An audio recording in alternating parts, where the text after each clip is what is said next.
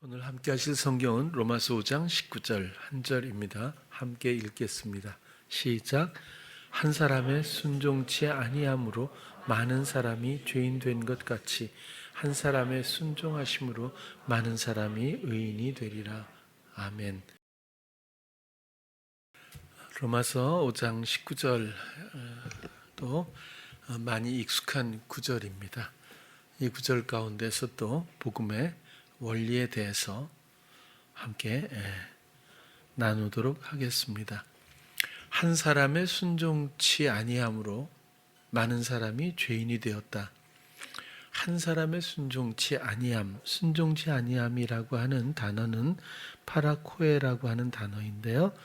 이건 그 의미 자체가 불순종입니다. 그런데 또 합성어죠. 파라는 아시는 것처럼 곁에라는 뜻이 강합니다. 성령도 곁에서 도우시는 분, 그래서 파라클레토스라고 하죠. 그러나 이 파라라고 하는 단어에 또 다른 뜻이 있는데 그건 반대편에라고 하는 뜻도 있다고 해요. 파라 아쿠오, 이 합성어가 파라코에인데 불순종이죠. 아쿠오는 들려오다, 깨닫다, 여러 감각에서 듣는다. 결국 들려오는 것, 깨닫는 것 반대편에 있는 것이 불순종이라고 하는 의미입니다. 순종은 휘파쿠스로서 경청, 응낙, 복종 그런 뜻입니다. 같은 의미로 이어서 로마서 6장 16절에도 너희 자신을 종으로 들여 누구에게 순종하든지 그 순종함을 받는 자의 종이 되는 줄 너희가 알지 못하느냐. 혹은 죄의 종으로 사망에 이르고 혹은 순종의 종으로 의에 이르느니라. 여기서도 누구에게 순종하든지 그 순종함을 받는 이 단어는 휘파쿠오입니다. 이것도 합성어인데 휘포는 무엇에 의해서 무엇으로 말미암아거든요. 휘포 아쿠오입니다.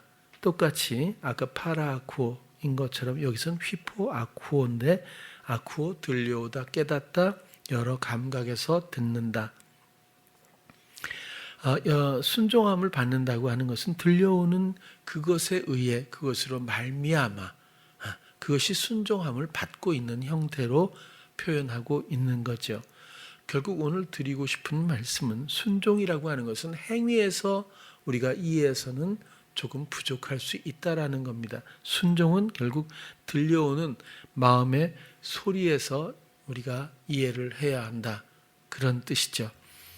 우리는 오래전부터 교회 생활을 하면서 저는 특히 그랬어요. 저는 한 번도 그런 말씀을 드린 적이 없지만 이 말씀에 대한 중요성은 우리 복음에서 대단히 큰 중심축을 또 중심에 자리 잡고 있을 만큼 아주 귀한 주제인데 말씀에 대한 순종 이것을 보통 어떻게 가르치고 이해했냐면 첫 번째가 목사님의 이야기였습니다. 저희가 교회 생활할 땐 목사님의 말씀을 어떤 사람은 하나님의 말씀으로도 비유하고 말씀에 순종한다는 걸 목사님의 설교에 대해서 이렇게 순종한다라고 그렇게 많이 저는 들었던 것 같아요. 그래서 목사님의 이야기 교훈을 일주일 동안 그걸 교훈 삼고 그게 되나요? 사실은 들으면서도 까먹고 나가면서 까먹고 그건 불가능한 일인데 어차피 그렇게 좀 정의를 많이 해왔습니다. 그러나 목사님의 이야기가 진리일 수 없죠. 그러나 중요한 것은 모든 마음에 계신 하나님 그리고 천지를 창조하신 하나님이신 말씀 그리고 그 말씀이 육신이 되었던 예수님 자의로 말씀하시지 않는 말씀의 원리 그리고 하나님이 모든 죄인들을 부르시고 하나님의 백성을 삼는다고 하는 재창조의 존재감조차도 말씀으로 다시 태어난 거듭난 다시 말해서 이전에는 들려오는 다른 소리에 의해서 살았던 인생이 이제는 우리 안에 하나님 주님으로 성령으로 말미암는 말씀에 순종하며 사는 그런 삶으로 바뀌어야 복음을 이야기할 수 있게 되죠. 그래서 그전에는 목사님 이야기를 그렇게 비유한 경우가 많았는데 목사님도 이렇게 통로가 되면 가능합니다. 근데 통로가 되어서 이야기를 해도 각자 마음에서 들리는 소리는 다를 수 있어요. 우리가 통로가 된다고 하는 것은 주님의 통로가 되는 것이고, 좀 더 구체적으로 말하면 말씀의 통로로서 우리의 마음과 생각과 입술을 오직 말씀에게 드려야 합니다. 그래서 그렇게 흐르고 표현된다고 하는 원리를 우리가 충분하게 이해를 하고, 그리고 그런 역할들에 대한 기대감을 갖고 그렇게 표현하면 주님의 영향력이 당연히 흘러가게 되죠. 또 혹은 뭐 성경 말씀대로 살아야 한다 이렇게 순종을 그렇게 또 성립시켰던 주장도 있었습니다만은, 이 제가 늘 드리는 말씀이라고 하는 로고스와 성경은 좀 다르죠.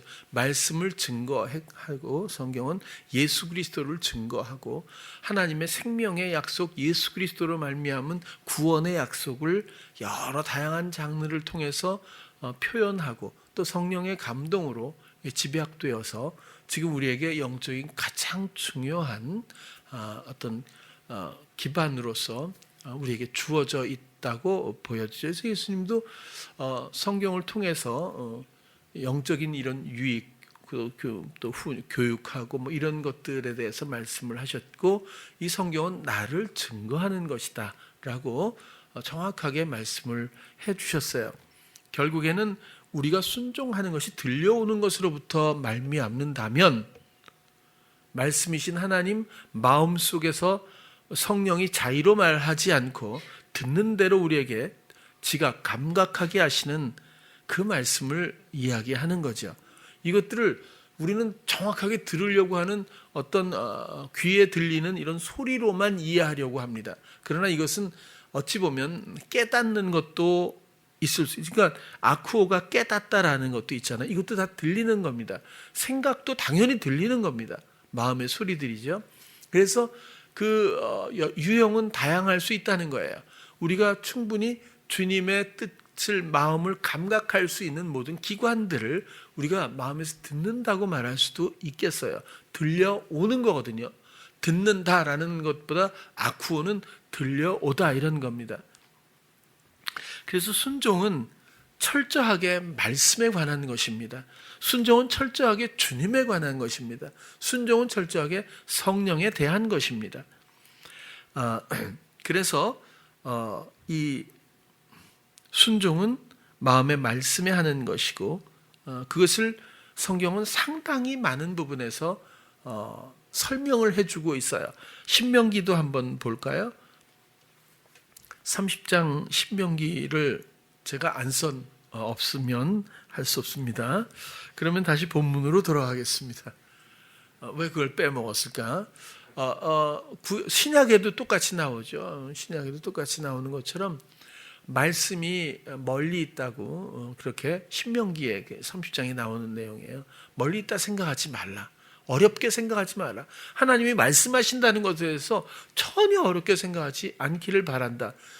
만약에 하나님이 하늘에 계셔서 우리가 말씀을 들으려면 우리가 하늘로 올라가야 되느냐? 아니다. 하나님이 저 바다 멀리 계신다고 해서 그 말씀을 명령을 듣기 위해서 우리가 거기까지 가야 되느냐? 전혀 그런 게 아니다. 이 말씀은 너무너무 사람에게 가까워서 마음에 계시고 생각에 있고 입에 계신단다. 이렇게 신명기에 이미 말씀에 대해서 이야기를 해줬어요. 그리고 애굽에서부터 제가 뭐라고 말씀드렸어요? 애굽에선 종노릇이고 그다음에 하나님의 백성이 되도록 하기 위해서 탈출을 시켰는데, 홍해는 뭐죠? 주인이 바뀌는 과정이라고 했잖아요. 그러면 애굽에서는 뭐죠? 누가 주인이었죠? 세상의 임금 사단. 그는 부리는 자이며 멸망으로 사망으로 짓누르는 자입니다. 거기엔 생명이 없죠. 끝까지. 거기서 우리를 구출하셔서 홍해라고 하는 두 번 다시 건너가지 못하도록 하나님이 그런 과정을 통해서 완벽하게 건너게 하셨어요. 그래서 그 다음에 뭐죠? 말씀으로 살아가는 거예요. 하나님의 명. 그래서 홍해를 건넌 이후에는 뭐죠? 말씀하셔요. 그리고 그것을 돌판에 새겨주시기도 하셨어요. 그것으로 사는 백성들이 되기를 원하는 건데 그 말씀을 듣고 준행하는 믿음이 없었던 거예요. 그래서 광야는 믿음을 확인하고 믿음을 검증하고 믿음을 성립시키는 40년의 기간이었습니다. 그리고 요단강은 뭐죠? 이 믿음에 따라서 행함, 순종하는 순종의 강입니다. 그 순종의 강을 건너야 비로소 하나님의 가나안 땅으로, 약속의 땅으로, 하나님의 나라로 진입할 수 있다고 하는 영적인 원리가 이곳에 담겨 있는 거죠.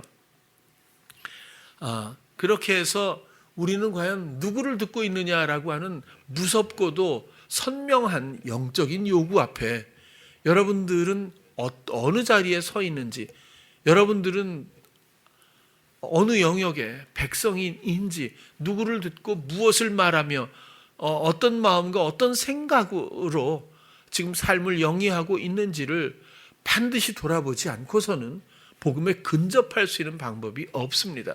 생명에 다가갈 수 있는 방법이 없습니다. 주님을 사랑하고 주님의 통로가 되는 법이 가능성이 없습니다.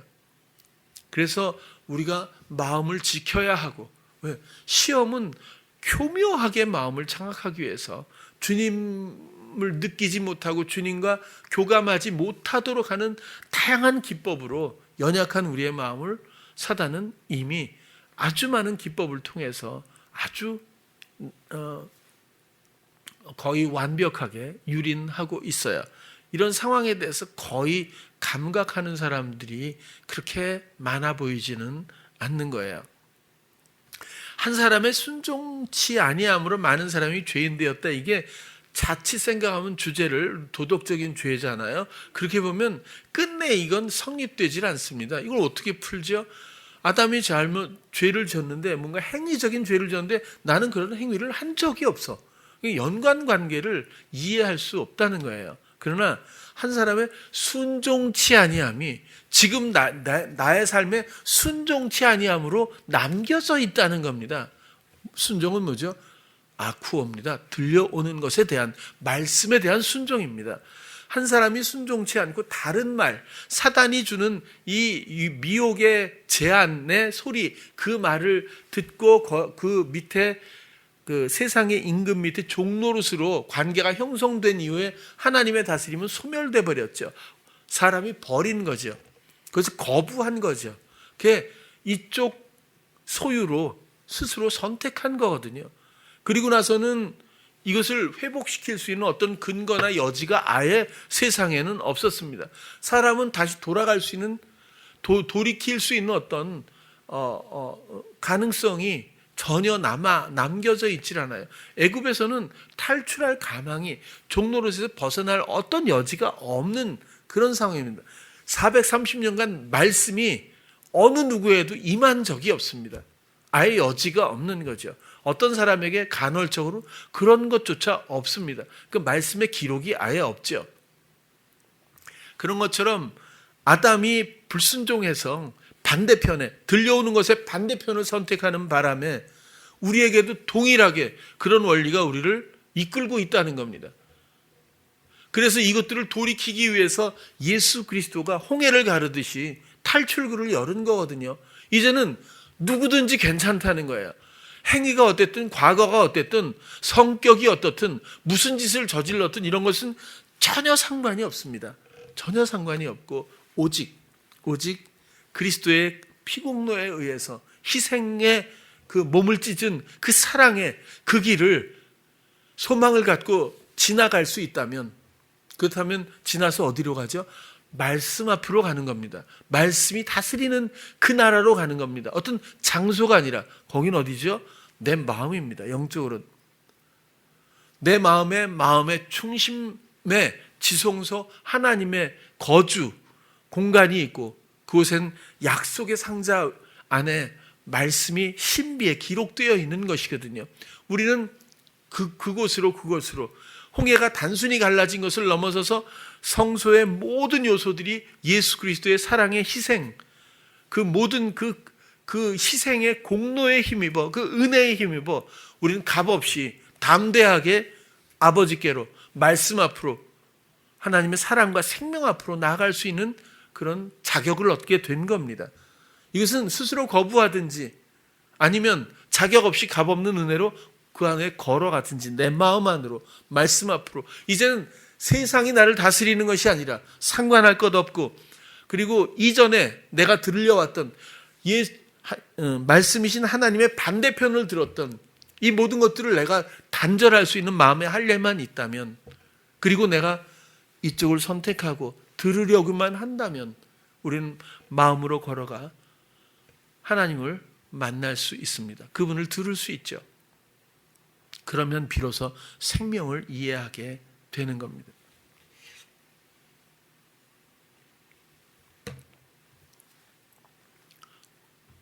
그렇게 한 사람이 순종치 않았다고 하는 것은 행위적인 것이 아니라 반대편에서 들려오는 것, 불순종을 선택했다.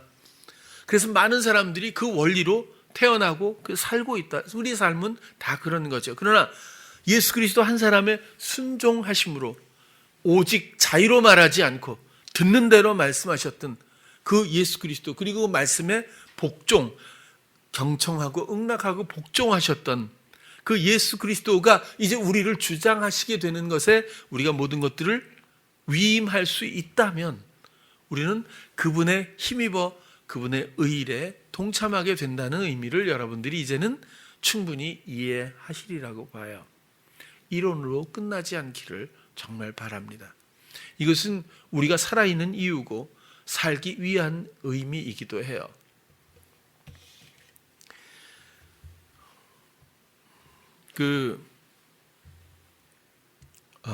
새롭게 하소서를 보니까 둥지 청소년 회복센터 임윤택 목사님이 출연해서 이야기를 하시는데 중간에 보았지만 이분도 문제가 많았던 것 같아요. 사고도 많이 쳤다고 하니까 다 이야기는 안 하더라도 부끄럽게까지 느껴지는 그런 과거사들이 많았던 분인 것 같습니다. 그러나 이분이 필리핀에 단기 선교를 갔었대요. 그래서 화산 지역에서 갑자기 화산이 터져서 그 주변에 많은 사람들이 사망하고 많은 사람들이 이주를 해서 임시 거처를 정부가 마련해서 그 지역에서 살 수 있도록 하는데 물도 없고 전기도 없고 거기 들어가서 많이 힘들었다고 해요. 근데 막 이제 비가 오는 날 막 애들이 막 뛰어나가고 빨개 벗고 사람들도 막 벗고 비누 막 칠하고 비 올 때 샤워를 막 하는데 그 모여서 막 옹기종기 왔다 갔다 하고 막 하는 모습들을 보면서 원숭이 생각이 났대요. 짐승들이 막 비 오니까 이리저리 뛰고 막 모여서 이렇게 움직이고 집단 생활하듯이 그러면서 자기가 기도했대요. 하나님, 저를 사랑하여 주셔서 사랑의 하나님께서 이렇게 미개한 데서 태어나지 않게 하시고 그래도 대한민국이라고 하는 이런 좀 좋은 환경에서 이렇게 태어나게 해주신 것을 너무 감사합니다. 이렇게 하나님 앞에 기도를 했다고 그래요. 속이 안 좋죠, 여러분. 그런데 그때 들려오더라는 거예요. 갑자기 마음에서 뭐라고 하는가 했더니 정말 너 그렇게 생각하니? 그러시더래요. 그래서 벙쪘겠죠. 그러면서 네 눈엔 저 아이들이 저 사람들이 짐승처럼 보일지 모르지만 나는 있는 그대로 한 사람 한 사람을 너무너무 사랑한단다. 이렇게 얘기를 하더래요. 그러면서 당황해서 이제 얘기를 하는데 자기의 어떤 옛 모습이라든지 이런 것들도 하나님이 쭉 너도 사고가 만만치 않았잖니 그런 거지 이제 쭉 얘기를 하더래요. 그러면서 난 그것도 전혀 상관하지 않아. 그냥 있는 그대로 난 너를 너무 또 너도 사랑한단다. 이렇게 하면서 충격을 받고 왔나 봐요. 그래서 그 다음에 신학을 하고 더 해가지고 안수를 받고 박사까지 하고 지금은 비행 청소년이라고 하나요? 뭐라고 그러지? 그 둥지 청소년 센터가 그런 거 하는 건가 봐요.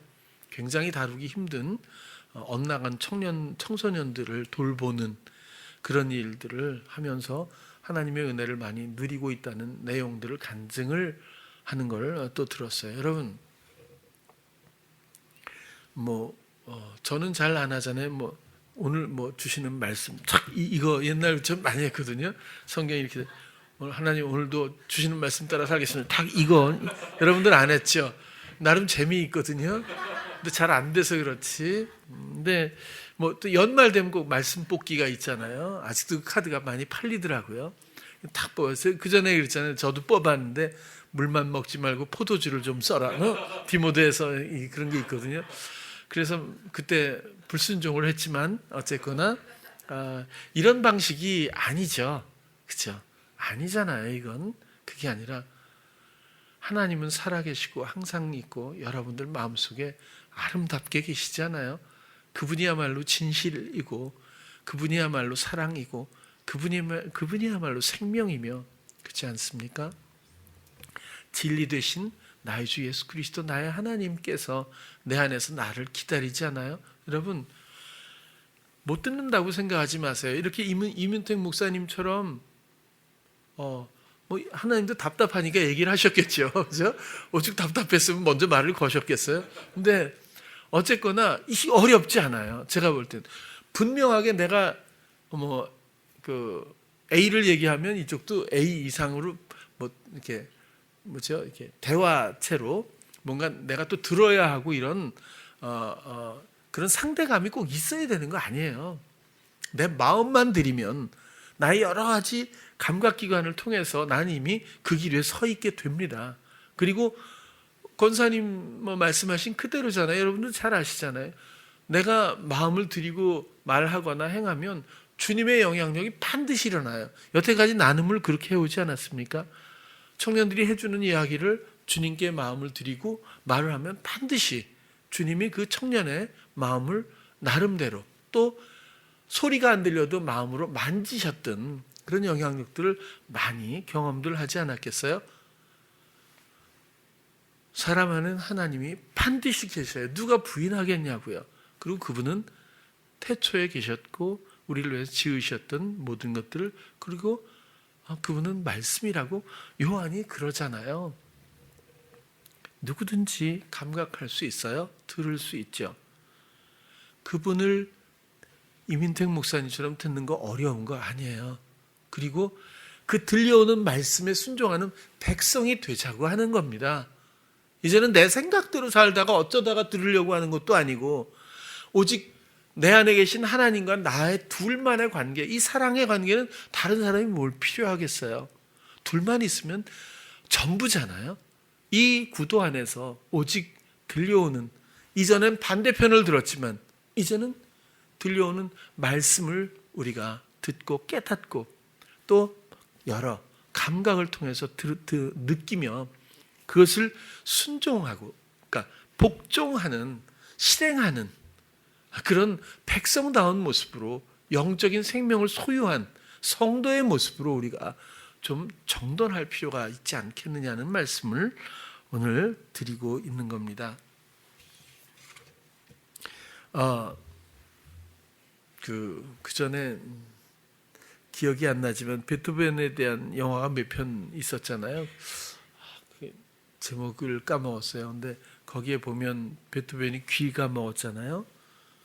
그러고 나서 합창을 곡을 작곡을 하지 않습니까? 그때 그 영화의 대사에서 그런 게 나와요. 귀가 먹었는데 이제 곡을 쓰니까 누가 질문을 하니까 그러죠. 내가 귀를 먹고 나서 마음의 고역 가운데 이제서야 듣는다고. 여러분들 마음에 뭐가 들리죠? 수없이 들려요. 수없이 들리는 거예요. 아까 권사님도 이제는 내려놨다고 재밌잖아요. 그렇죠? 자녀들을 얼마나 열심히 잘 키우셨어요? 지금도 사회적으로 보면 더 이상 어떻게 더 키울 수 있겠어요? 그러나 우리처럼 키우지 마세요라는 이 모순된 자녀들의 말에 여러분들은 많이 공감을 할 거예요. 그죠? 근데 이제는 그 말을 부글부글이 뭔지 모르지만 아무튼 그게 이제 없다고 하시잖아요. 그죠? 세월이 많이 흘렀어요. 이건 뭐냐면 부글부글을 참는 능력이 생긴 게 아니에요. 근본적인 의미나 가치나 관계에 대한 진정성에 대해서 그 마음이 이제는 충분히 이해하고 계시다고 보는 거죠. 내가 억지로 참는 게 아니거든요. 참으면 또 부글거리겠죠, 언젠가. 그런데 어떻게 아이들을 키웠든 잘못 키웠구나라고 생각하지 않기를 바랍니다. 우리 엄마들 다 마찬가지예요. 아, 내가 이런 걸 몰랐는데 내가 이렇게 그러면 이렇게 잘못 키운 거 아닐까? 이런 생각하지 않기를 바라요. 엄마한테 속이려면 이런 말이 가장 유력합니다. 사단이 그런 말 한 마디 던지면 가만 놔둬도 자책의 순환에서 어쩔 줄을 몰라 하잖아요. 주님이 원하시는, 또 주님이 주시는 이야기가 전혀 아니잖아요. 우리는 원리를 배우고 있는 것 아닙니까? 오류가 있어야, 그렇죠? 뭔가 틀려보지 않는 사람은 뭐가 틀리는지도 몰라요. 배고픈 적이 없는 사람은 뭐가 배고픔인지 모르는 것 똑같잖아요. 그래서 어쨌든 권사님은 잘 키우셨어요. 제가 볼 땐 달째도 잘 키웠죠. 이제는 달째도 어른이지만 원래는 좀 여러분들이 아시는 바와 같이 성정으로 보면 옛날에 보면 한량이거든요. 조선시대로 보면. 그래서 진짜 감성적인 데다 노는 거 좋아하고, 그죠? 굉장히 예민한 데다가 이런 게 있잖아요. 근데 엇나가는 적이 없잖아요. 왜 못하겠어요? 그리고 행위를 말하는 게 아니에요. 마음을 말하는 거지. 마음의 진정성이 엇나가는 법이 없잖아요. 노을이는 워낙 견고한 사람이고, 그러니까 그 마음을 엄마가 가르친 건 아니에요. 제가 볼 땐 기법을 가르친 게 아니에요. 엄마의 진정성이 주님을 엄마의 마음 속에도 주님을 사랑하는 마음이 있거든요. 그 진실성이 또 있어요. 그 중심을 보신 주님이 엄마를 통해서 그렇게 하셨는데, 엄마의 관심사는 그것이 공유되지 않았기 때문에 몰랐던 것 뿐이겠죠. 그래서 이제 손주들 때문에 많이 고생하셨는데, 정말 어려움, 이렇게 고생하고 이런 것도 그만큼 그것보다 훨씬 더 가치 있는 일을 담당했다고 아마 느끼실 때가 곧 오지 않을까 이런 생각이 들어요. 원리를 자꾸 제가 말씀을 드리는 거예요.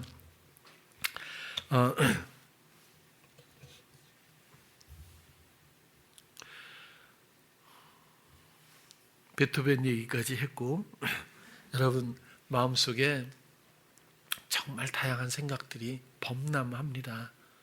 이 생각은 뭐죠? 나를 행동을 부추기잖아요. 그 삶으로 유도하는 거죠. 또 내 마음에 이쪽에서 들려오는 것을 차단하기 위한 목적이 제일 강합니다. 이것만 듣게 하기 위한 상당히 괜찮아 보이고 보암직, 아까도 기도하잖아요. 그건 에덴에서부터 지금까지예요. 우리의 마음이 반응할 수밖에 없는 어떤 이야기거리가 굉장히 집요하게 다가오고 있거든요. 그래서 우리의 마음이 주님을 듣는 것이 아니라 이쪽을 듣는데 아직도 끊어내지 못한 게 있어요. 이게 8일 만에 할례입니다. 8일 만에 주님이 문을 열어버린 안식 후 첫날에 8번째 생명의 날에 우리는 마음의 할례를 끊고 안식, 그죠? 생명의 문이 열릴 때까지 있다가 그 다음엔 우리의 마음의 이전에 가서 탁 청산하고 이쪽 반대편에서 듣던 모든 원리들을 깨끗하게 관계를 청산하고 이제는 말씀을 듣는 자들이 되어야 비로소 생명을 말하게 된다, 그런 뜻이죠. 여러분들의 마음을 지키길 바라요. 그리고 익숙한 생각, 당연하게 느껴지는 생각들, 이 출처들에 대해서 부디 앞으로는 분별하시기를 부탁을 드립니다. 순간마다 주님 듣기를 사모해야 하고 주님과의 대화를 당연히 시도해야 됩니다. 이민택 목사님이 어쩌다 듣는 소리가 아니라 항상 들리는 소리로 여러분들은 사모해야 됩니다. 안 들려도 알게 하시고 인도하신다고 하는 그 원리에 대해서 아주 강하고 깊은 믿음을 가지고 그냥 내 마음 들인 채로 여러분들이 행하시면 주권자는 주님이 되실 겁니다. 모든 감각과 의식, 또 이런 자각들이 하나님을 향하는 것이 마땅합니다. 이것이 신앙의 시작이거든요. 우리의 감각이 하나님을 향하지도 않고 어떻게 하나님의 뜻을 알고 하나님의 뜻을 행할 수 있겠습니까?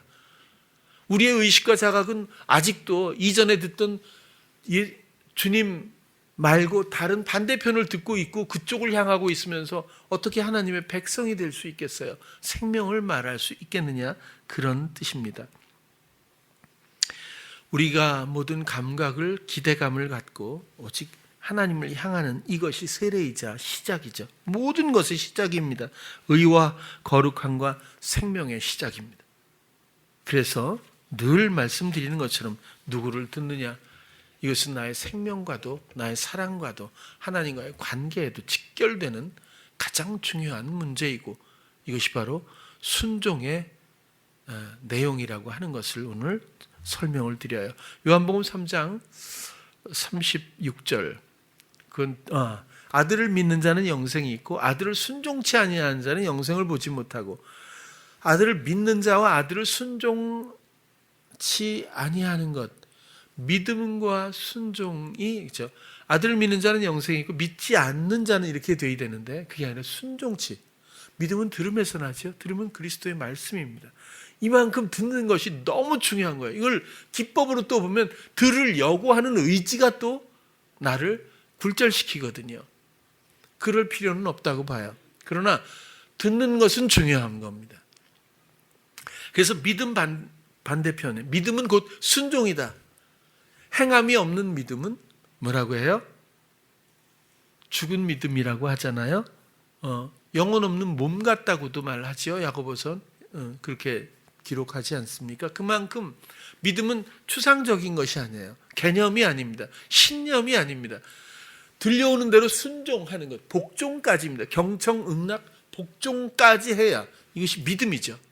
노아도 야, 배를 지어. 네, 알겠어요. 지어야죠. 당연히 그렇게 구원되겠죠. 당연히 하셔야 됩니다. 이렇게 하고 안 지으면 어떻게 됩니까? 그런 것과 똑같이 야고보가 계속 설명을 해준 것 아닙니까? 야고보서는 믿음의 반대편도 좀 말씀을 드리려고 해요. 그래서 우리가 왜 믿음을 갖지 못하나?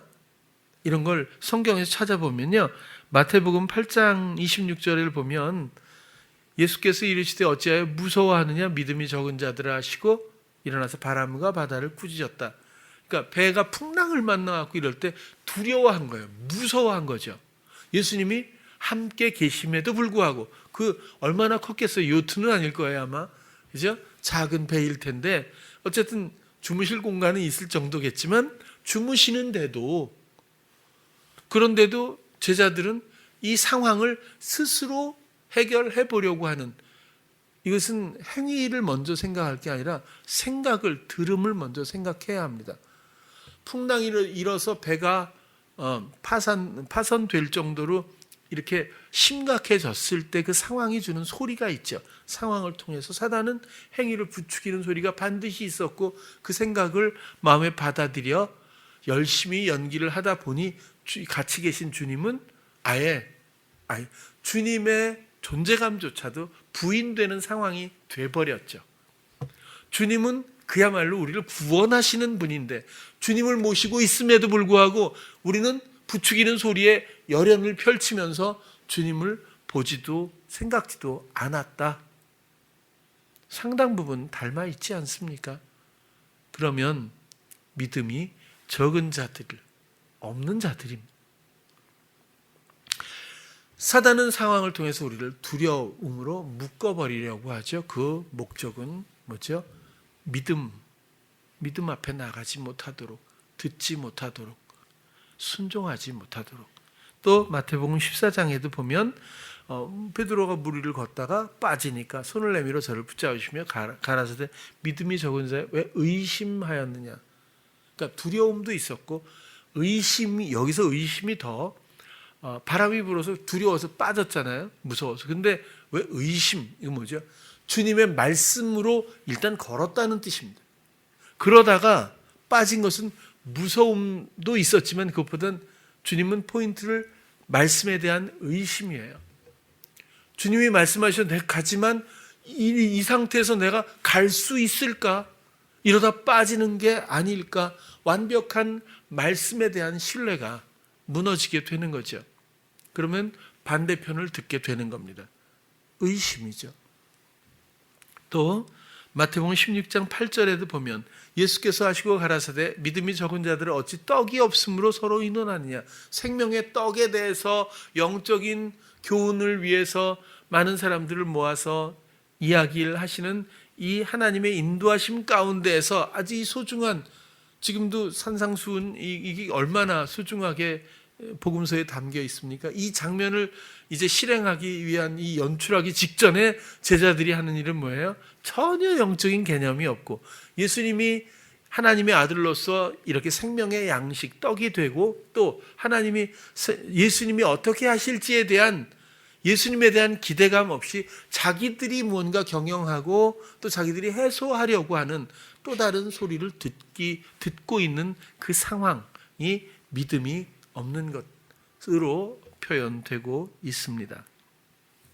누가복음 12장 28절에 31절도 오늘 있다가 내일 아궁이에 던지는 들풀도 하나님이 이렇게, 솔로몬도 얘기하고 백합화도 이야기하고, 너희일까 보냐 믿음이 적은 자들아 무엇을 먹을까 마실까 하여 구하지 말고 근심하지도 말라. 이렇게 하면요, 근심 안 하려고 또 해요. 그 소리를 듣는 거예요. 그죠? 이렇게 성경에 있으니까 난 근심하지 않아.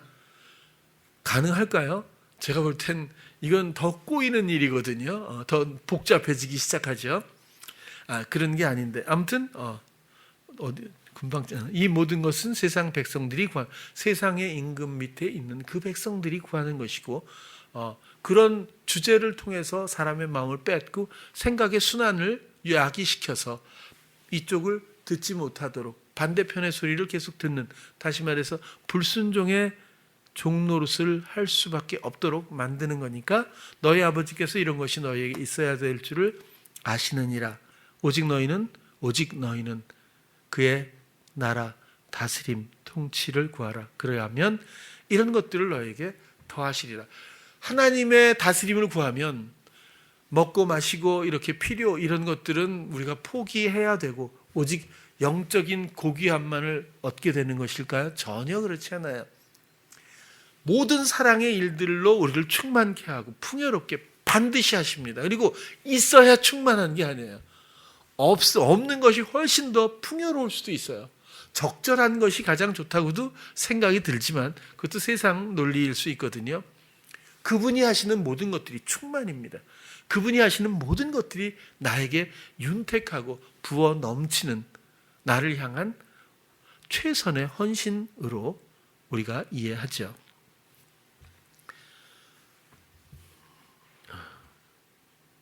히브리서 10장도 한번 볼게요.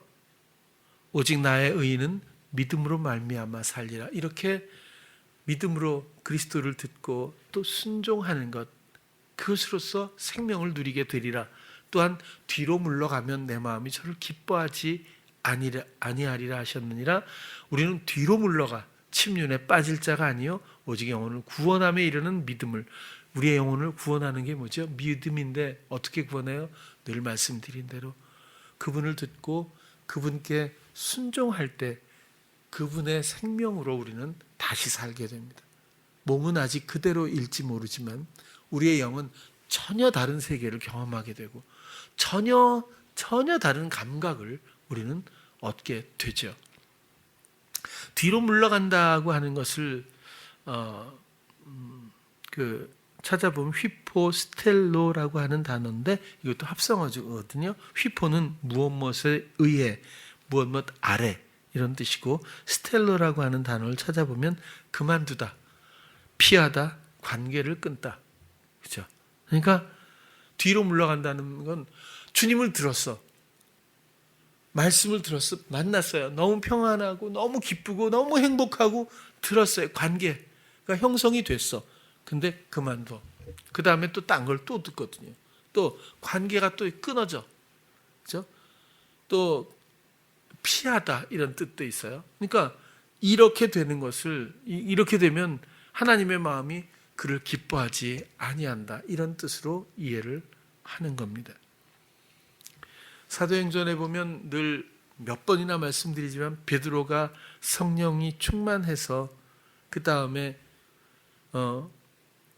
대제사장 또 바리새인들 잔뜩 모여 있는 그 앞에 나아가 그 밤에도 아니라고 부인했던 그 베드로가 그 앞에 나아가 중요하게 말하잖아요. 하나님 앞에서 너희 말 듣는 것이 하나님 말씀 듣는 것보다 옳으냐 뭐 이렇게 얘기를 하지 않습니까?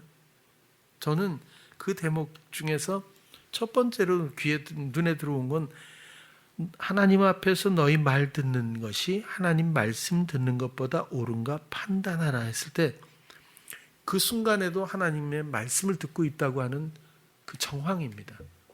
그렇죠? 어느 때 가끔 평생에 몇 번 이게 아니잖아요. 더 중요한 건 하나님 앞에서입니다. 하나님 앞에서라고 하면 앞에는 분명히 보이는 모든 반대편의 사람들이 이 베드로와 이 요한을 억제하고 죽이려고 하는 핍박하는 사람들이 모여 있는 자리인데 그 자리에서 말하면서 하나님 앞에서 그들은 염두에 두지를 않고 있다는 거예요. 하나님 앞에서, 이 앞에서가 뭐죠? 정면에서, 면전에서 이런 뜻이에요. 어떻게 이런 말을 할 수 있죠? 나는 하나님을 믿는 사람이다. 그래서 너희들이 하는 말을 내가 지킬 수가 없구나. 이런 게 아니잖아요. 하나님의 정면에서, 하나님의 면전에서 너희들 말 듣는 것하고 내가 하나님의 말씀 듣는 것 어떤 게 옳으냐? 너희들이 한번 생각을 해봐라. 이렇게 말할 수 있다는 이 선명성을 여러분들 어떻게 우리가 받아들여야 하죠? 베드로만이 할 수 있는 일이 아니라 항상 있고 살아계신 여러분들 마음에 하나님이 또 하나님과의 관계가 이토록 선명하길 바랍니다. 이것은 마음에 베토벤처럼 그죠? 잘 하려고 하고 뭐 의지적으로 이런 게 아니라 마음에 다 세상이 안 들리고 고요 가운데서 드디어 듣기 시작한 그죠? 그래야 들리거든요. 그전에는 못 듣게 하기 위한 내가 미끼와 같은 수많은 소리에 엮여서 추구하며 시도하며 살았다고요. 누구나 그랬어요. 다행스러운 것은 그런 외견된 이런 문제들이나 그 나타나는 행위를 판단하시는 하나님이 아니라 어떤 행위를 했고 어떤 사고를 쳤어도 상관없이 나는 너의 있는 모습 그대로를 사랑해가 하나님이 정리해서 해주시는 말씀 누구에게나 그렇습니다. 우리는 이런 행위들을 또 곱씹고 미안해하고 또 사과하고 안 그러겠다고 결단하는 대로 또 시간을 낭비할 수 있다는 거예요. 하나님이 이런 게 중요하지 않아요. 우리의 마음의 중심입니다. 아까 권사님도 이제 좋은 간증을 해주셨지만 아까 말씀드린 그대로예요. 내가 잘못 애들을 키웠거나 뭐 잘못한 게 있지 않을까? 시험입니다. 하나님이 보시는 그런 것도 전혀 상관없어요. 마음 사랑하죠. 연약함을 사랑해요. 우리는 그 사랑을 인정하는 것이 우리의 남은 역할이라는 겁니다. 그러면 우리가 여태까지 해왔던 어떤 얼그러진 행위도 속임에 의한 연약함의 행태들도 하나님은 전혀 문제 삼지 않고 오직 처음부터 끝까지 사랑하셨던 사랑의 하나님이라는 것을 알기 때문에 우리의 마음은 평안하고 우리의 영혼은 기뻐할 수밖에 없고 소망이 넘치고 그 사랑의 순결함에 우리는 찬양할 수밖에 없게 되겠죠. 그것이 주님을 듣는 순간 우리가 느끼는 평강의 내용이고 우리가 주님을 만나서 느끼는 세상이 알지 못하는 기쁨의 성격이 그렇지 않을까 싶은 겁니다. 모든 순간 모든 일에 이제는 우리의 모든 감각을 내면의 마음에 하나님께 드리길 원합니다. 그리고는 우리가 그분을 듣기도 원합니다. 깨닫기도 원하죠. 모든 나에게 주신 영감, 감각을 통해서 우리에게 알게 하시는 그분의 대화 의지를 우리가 더 소망하면서 순간마다 꼭 듣는 것만이 목적이 아니라 나를 붙드시고 사용하시는 나와 함께 걷고 나와 함께 하시길 원하시는 기뻐하시는 하나님의 뜻에 따라 우리가 담대하게 언제라도 기쁜 통로가 되었으면 하는 마음으로 오늘 순종이라고 또 제목을 가지고 말씀을 드렸어요. 기쁘게 언제나 경청하고 응낙하고 복종할 수 있는 우리 모든 성도님들 되시길 축원합니다. 기도하겠습니다. 하나님, 우리는 처음부터 불순종의 종노릇하던 그런 삶이었습니다. 이런 모든 인생들을 하나님께서 그리스도의 희생으로 부르시고, 그리고 이제는 우리 안에 항상 있고 살아계신 말씀으로 인도하고 계십니다. 우리는 그 말씀의 순종으로 재창조된 하나님의 백성들이며 또 생명입니다. 하나님의 생명 주심을 찬양하고 하나님의 나라에 대한 감사와 기쁨과 감동과 그리고 그 평안만이 늘 넘치도록 성도님들을 붙드시고 인도해 주시옵소서. 예수님 이름으로 기도드렸습니다. 아멘.